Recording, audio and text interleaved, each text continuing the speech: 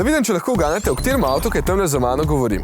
Več kot 8 milijonov so jih že naredili od leta 72. Več kot 2,2 milijona primerkov so prodali od leta 2009, tole je pa že 7. generacija. A ti veš? Ja, BMW 5, ni jasno. Pa da eno zambena fora nis.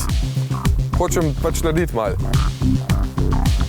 Torej, novi BMW serije 5, srce bavarske znamke, avto, ki vedno na novo postavi standarde v razredu in avto, ob katerem lastniki starih petic na avtocesti vedno malo upočasnijo, da si ga zanimanjem ogledajo, potem pa spet na polno pohodijo in odfrčijo mimo. Ja, povprečna hitrost voznikov BMW-jev je vedno malo višja. Ampak na prvi pogled nova petica sploh ne izgleda tako novo. Avto je markanten, ampak moraš kar dobro poznati svet avtomobilizma, da veš, da je sicer podobna sedmici, ampak da se tukaj luči recimo zajedajo dol, pri sedmici pa gor. Malenko se je tudi povečal vse smeri, ampak govorimo v milimetrih. Samo v dolžino je zrasel za 36 milimetrov. Včasih smo bili navajeni, da je pri BMW-ju vse, kar je več kot 530, vsaj V8.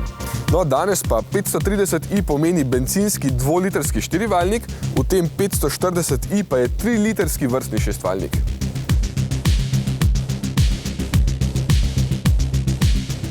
Naj vas ne skrbi, moči ne manjka.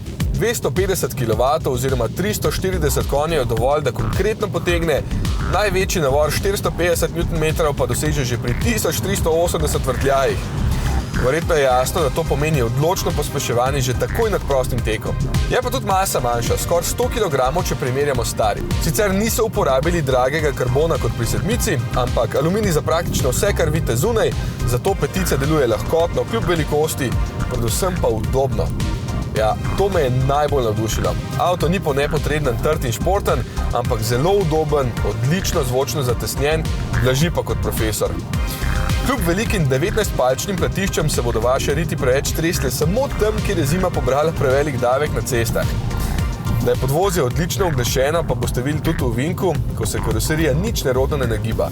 Prav nobene drame ni pri tem avtu, vse deluje izredno lahkotno in sproščeno, čeprav nima zračnega vzmetenja.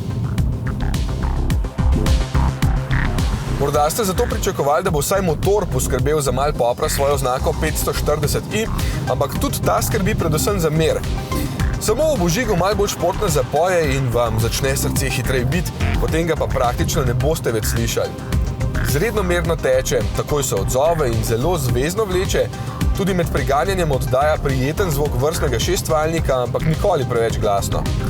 Ta motor je odlična izbira, če ste eden tistih, ki lahko pozabijo na prav tako odlične BMW-jeve dizle.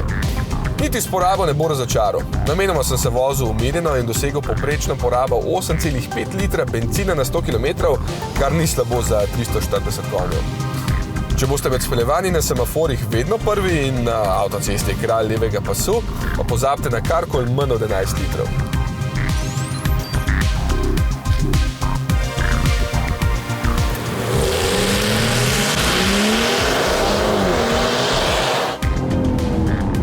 Daš hiter? 5.1 pišejo tehničnih. Ja vem, ampak koliko si ti zmeril? 6.5. Kako? To nekaj ni v redu, če greš še enkrat. Si? Sem.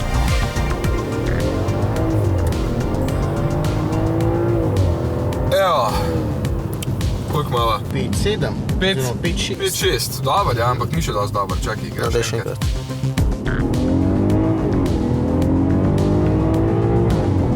Evo. Koliko? 5.5. 5.5.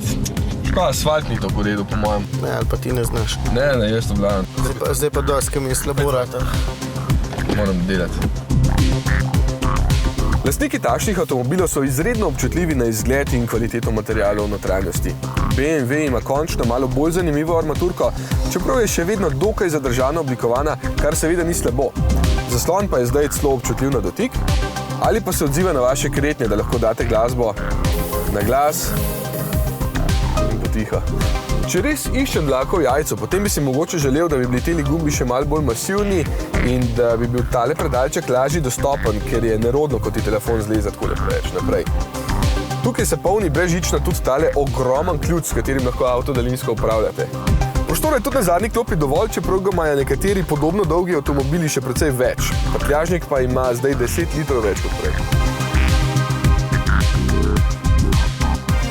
Vožnja je tista, ki še vedno navdušuje pri BMW-ju.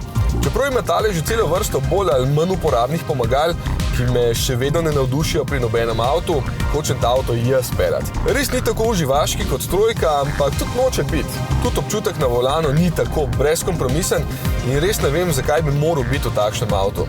Je pa samo krmiljenje zelo natančno in tukaj se čuti, kako pomaga, da se obračajo vsa 4 kolesa. Mogoče bo kdo želel več drame od nove petice, ampak itak v prihodnosti pride še M5, če imate dovolj pod palcem. Že tale stane zelo bogato opremo 99 jurjev, osnovni s tem motorjem in menjalnikom pa 65.800 evrov. Bi bilo fajn, če bi bil tukaj noter V8, ampak vem, drugi časi so.